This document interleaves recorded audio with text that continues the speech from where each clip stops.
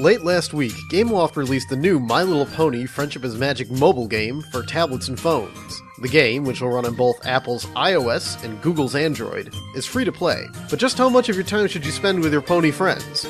Let's find out.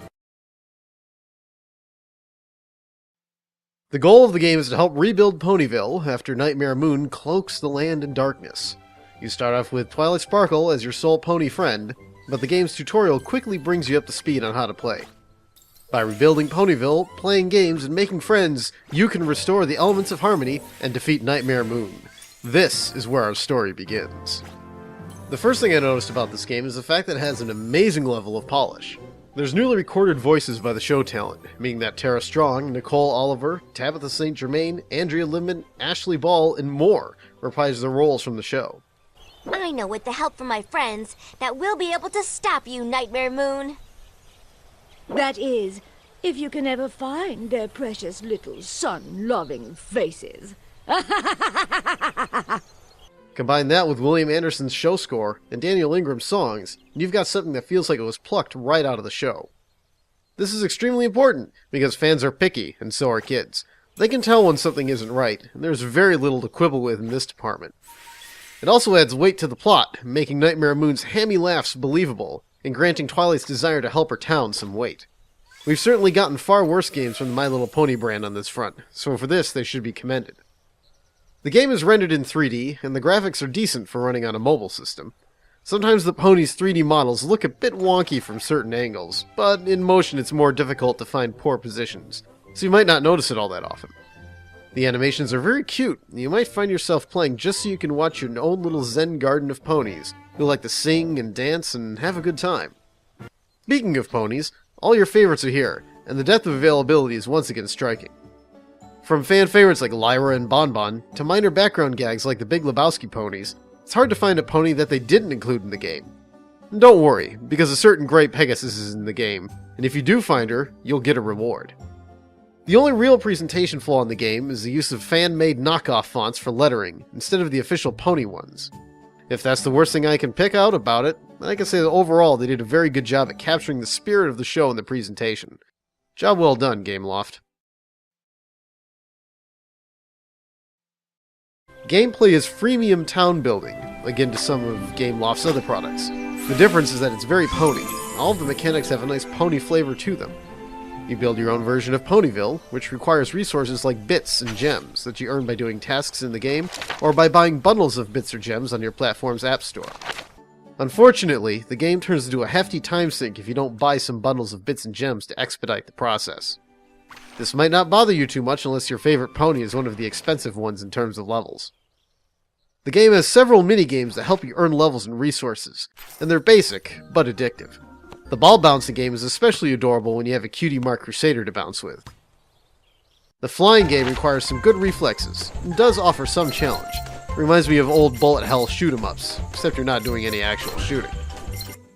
The mini-games are appropriate for fans of all ages, and they can be a pretty good time waster just by themselves if you have young fans of the show, and they don't particularly care for the city building process. A standalone game with these expanded a bit and combined with the hub's puzzle games would make a fun travel companion. That said, the main game is still the city builder, and where the free-to-play chains really drag it down.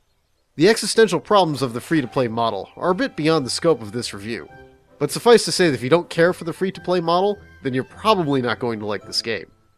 Like most free-to-play games, the mechanics are designed to get you to churn through resources and consumables at a fast rate. If you don't log in after a period of time, you'll have to clear your town of parasprites. Some ponies are only available at very high levels of cost, which might rob you of your desire to spend a bunch of time in the game. God help you if you want Princess Celestia, Shining Armor, or Cadence, who cost an absurd amount of gems. Even Rainbow is pretty spendy. This is a shame, because I believe the game is really at its best when it's acting like that zen garden of ponies, and the high costs really bring it down. Because we're in a very social world, the game does provide ways of keeping in touch with friends, be it through Facebook or Gameloft's own friend mechanism. The latter is very helpful if you don't want your Facebook feed and friends flooded with things about Pony. However, as of launch, the friend mechanics have some rough edges, and unfortunately for the Android users, they appear to be broken entirely on that platform. Hopefully Gameloft will work through the bugs in a future software update.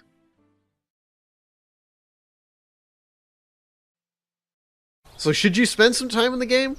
I'd recommend checking it out, if only to appreciate the glitz the developers have put into the game. It has a lot of pony flavor that fans of all ages will enjoy. Unfortunately, you may tire of gameplay designed to make you spend a lot of money or time before you can see everything. Your love of grinds and collectibles will determine how much staying power the game has for you. You should be able to enjoy it for at least a little while, because it is pretty cute, and the town of ponies is pretty fun to watch by itself. The mini-games are also pretty fun and good for killing some time, especially if you have a kid to share a tablet with. I would say to at least give it a try and take a look at it. Make the judgment for yourself. Best day ever!